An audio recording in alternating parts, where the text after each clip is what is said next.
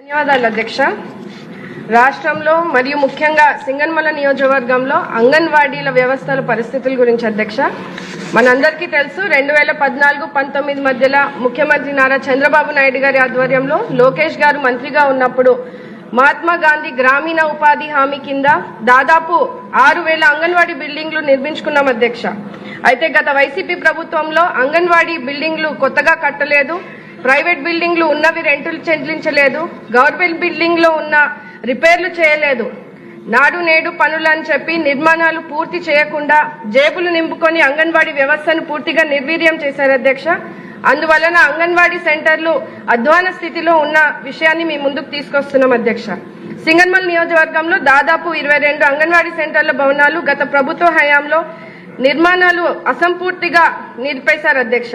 ఇప్పుడున్నటువంటి 2 భవనాల్లో కనీస వస్తువులు లేకపోవడం, అంటే వాటర్ ఫెసిలిటీ కానీ కరెంట్ సమస్యలతో, అలాగే ఆ 2 భవనాలు ఎప్పుడు ఖాళీ చేయమంటారో తెలియలేని పరిస్థితుల్లో చిన్నారులు, గర్భిణీ స్త్రీలు అలాగే సిబ్బంది ఈ భవనాల్లో ఉండడానికి ఇబ్బందులు పడుతున్నారు అధ్యక్ష.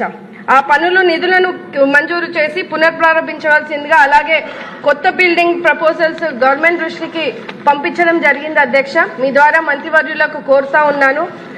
అంతేకాకుండా అంగన్వాడీ సిబ్బందికి గౌరవప్రదమైన జీవితాన్ని ఇవ్వాలని జీతాలు పెంచింది కూడా మన ముఖ్యమంత్రి నారా చంద్రబాబు నాయుడు గారు అధ్యక్ష. అలాంటి వ్యవస్థని వైసీపీ ప్రభుత్వంలో పూర్తిగా నిర్వీర్యం చేసి రాజకీయ కార్యక్రమాలకు వాడుకున్నారు అధ్యక్ష.